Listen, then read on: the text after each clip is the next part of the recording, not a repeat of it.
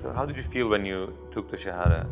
What was the reason that you felt the attraction to Islam? Islam has immense resources to offer to mankind. You saw it, so don't deny it, please.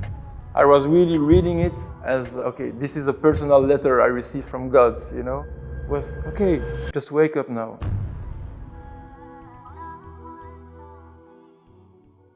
Who is Gregory Van Damme, and can you tell us briefly about yourself? So, Assalamu alaikum, I'm really happy to be invited here. So my name is Gregory Van Damme. I was born in Brussels, Belgium. I was born in a non-religious family, which is very common in Belgium and I think in all the French-speaking world, because yes, my mother tongue is French. In Belgium we have 3 languages, as you probably know. So I grew up in Belgium. I was a very common Belgian child. I went to a Catholic border school. So even though my family was anti-religious, they thought that the best schools were owned by Catholics. Since I was 8 years old, I was in a border school, a very ancient abbey, in a very beautiful place where a Catholic saint is buried there. So that's practically it. Yeah. So you were trained in a Christian curriculum? Exactly. Basically, it was a very open-minded school. So we had all the classical courses, but for example, we didn't go to church every day, or even, I don't remember actually being at church a lot or things like this. We had, of course, 2 hours a week religion class. Also very open-minded because they know that Belgian people are secular and they do not practice religion anymore, so they don't come and teach them in a way that they expect them to be, you know, fellow Catholics. So yeah, it was a very, very open, like philosophical, ethical, as you said, spiritual kind of teaching. So what were you believing in those years? I think I wasn't believing in, you know, something transcendent from the basic human life. So I think I was quite a materialistic child, but yet I think the big quality of my education is that we were very open-minded. So my mother, for example, she used to have books at home about different cultures, you know. Even different religions? Yes, but they were interested in religions, but as cultural realities, like folk realities. Not as matter of thought and matter exactly of spirituality or philosophy, metaphysics, or even as worldview or philosophy of life. It was more like, okay, it's interesting, they do this, it's funny or it's beautiful, but we are not concerned about it. We are as we are, and we don't change at all. What was your perception of Islam before you became Muslim? That's a very good question. There are some interesting things. There is one very fascinating anecdote I remember very well. When I was a very little child, maybe I was 6 years old or 7 years old, something, we were doing shopping in Brussels, a neighborhood where there are a lot of Moroccan and Turkish shops. My family used to go there to buy, olive oil, dates, things there to what else. And I was with my mother and my grandmother. And we passed before that shop with a big picture in a frame of the Kaaba. I really remember it. And I looked at it and I said, "Oh, mother, I want this for my room." Really, I remember. And my mother was, "Okay, no, you cannot have this because it's of their religion, their culture. If you enter and you ask them to buy it, it will be uncomfortable for us. So no, you cannot." I really remember very well that scene. So I had kind of attraction that comes from, I don't know where.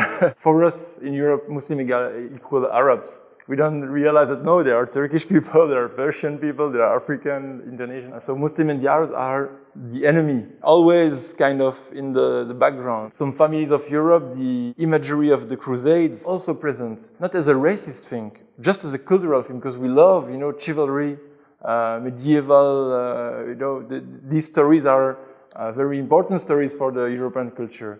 But in these stories, the bad guy is the Arab, so yeah. What was the reason that you felt the attraction to Islam? As I said, I was curious about cultures, about ideas. And at my school, I met half Algerian, half Belgian family, totally secular. Weren't practicing Muslim at all. Very nice people. I met their daughter, we were friends, getting along in their house. And at some point I just asked them, "Oh, you have a Quran there in French? That would be interesting for me. Can I borrow it just to read and to discover it?" Because I never opened a Quran back there. So yeah, they said, "Oh, yeah, take it home." And that was a big shock. Yeah, I think since the very, very first moment, I read the first words and I was, okay, this is something. It was the first time in my life that I read a text which wasn't about someone or something other than me. This text was talking to me. It was like I was, hearing the voice speaking in the book. So it was a very shocking experience. I remember very well kind of my state at the time. I was like, wow, because, I'm 15 years old kid doing skateboard and, with friends, really not into that kind of thing. And that was, wow. That was said in this book was just plain evidence. Was, okay, just wake up now. Look around you. Don't you see? And I was, yes, that's true. That's how I really see the world. And that's how I should see the world. And that's how I should see myself as part of this world. So it was as though it was speaking directly to you. Allah Exactly. was speaking directly to you. Definitely. I was really reading it as, okay, this is a personal letter I received from God, And also, okay, that is God. I never thought about God that way. So that was for me also the big revolution. This is a universal message about truth. About a universal truth, actually. What happened afterwards? I opened myself to this Algerian family city. Like, what's that book? It's incredible. I think I'm going to be Muslim. By just reading Quran?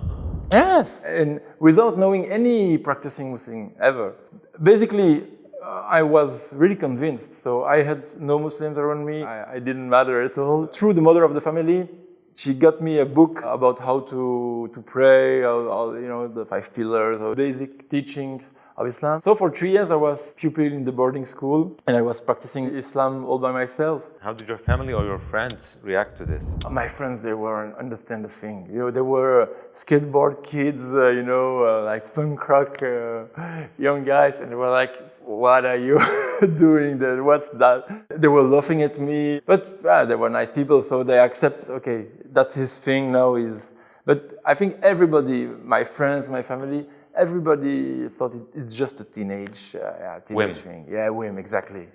It will pass with time. But yet, what is unbearable for European minds is the rules. Why should you stop drinking alcohol? Why should you not eat pork? It's just meat. So what's the problem? Why should you fast? It's not good for your health. For them, following rules, it's really what they always fought against and avoided, exactly. So why our son or our brother is imposing on himself those rules they don't understand. Was it hard for you to perform 5 times a day, or was it hard for you for fasting 30 days in 1 month? Fasting was not that an issue because up north, I had the rahmah that my first Ramadan was in November. So basically I was fasting from 8 o'clock to 5 p.m. Very easy Ramadan. It's after that I experienced the Ramadan in summer, in North summer, which is like 21 hours fasting. This is something else. But so at that time, no, Ramadan was not a problem at all, really. But praying regularly, that was an issue, of course. When I was at the boarding school, very, very difficult to find a way to pray. I was finding ways to cover my prayer after school or something, but that was the most important struggle. Did you preach the message of Islam to people around you, and did anybody become Muslim because of you? Actually, yes, several friends. I don't know if it's a strategy because it's unconscious, but usually I don't try to convince people. I myself, we talk about things, I give my point of view, but without, trying hard to convince them or, no, you have to accept this or no, not at all. It's kind of dialectic thing. We are talking, I say, okay, from my perspective, I see the world like this. It had incredible results. I have several friends who came and say, okay, I want to become Muslim. And I said, come on, are you serious? Without trying hard to do it. I think it's the best way to convince people because the European mind is very reluctant about being convinced. They don't trust politicians, they don't trust the medias, they don't trust scholars at university, they don't trust anyone. Also the religious figures they don't trust. Definitely, this is really, for them it's the past. Another interesting, when my sister had her first daughter, I think she was like 4 or 5, she started to ask questions about death, like every children, And what my sister said, these questions you will see with your uncle. I have no answer about death, but your uncle, he has the answers. So I said, okay, so you don't really accept my Islam and you are not at ease at all with my belief, but yet you realize that for very crucial realities like death, I have more answers than you. This is really interesting. They realize that there is something, but they cannot step forward and they cannot overcome the barriers they have. Do you think there is an increasing Islamophobia in Belgium or in the rest of Europe? And what should be done to prevent this? From my point of view, the answer is yes and no. Yes, because it's obvious in the medias, in some politicians. After 9/11, everything changed for the bad, and with the attacks in Europe, it just went crazy. Charlie Hebdo. Yeah, Charlie. And in Belgium, we had attack at the airport, in the subway. So it was very shocking things. So definitely, there is a sentiment of Islamophobia growing. Yet, I clearly saw in Belgium is that after the attacks, a lot of people wanted to know about Islam. That was a very new thing. They wanted, okay, so what is about this religion? I want to understand what's the point. So they start to ask questions. Before they didn't ask questions, kind of hidden Islamophobia. And today it's a very conscious, very present Islamophobia. But for some people, it's the occasion to get to know Islam. What was your purpose before Islam and what is it after Islam in life? I always have been a kind of idealistic person. I think my purpose was, okay, I'm going to change the world. Probably today I want to change the world, but I think I see it completely differently. I think that I first need to change myself, and it's very important. You don't change because you want to change. You have to know exactly what change you want for the world. So, yeah, today I think the importance of this knowledge, to know better human being, to know better how the world works, and to know better my main resource, which is the Islamic tradition. Thank you so much for accepting our invitation, and I pray the best for you in your studies and in your way of life in Islam. Thank you. Hello brothers and sisters, and thank you for watching the video. If you want to take a look at more of our videos like this, you can check the playlists we created specifically for you on the right, or you can check out our latest videos on the left. Don't forget to like this video and subscribe to our channel so that we can reach and benefit more people. See you.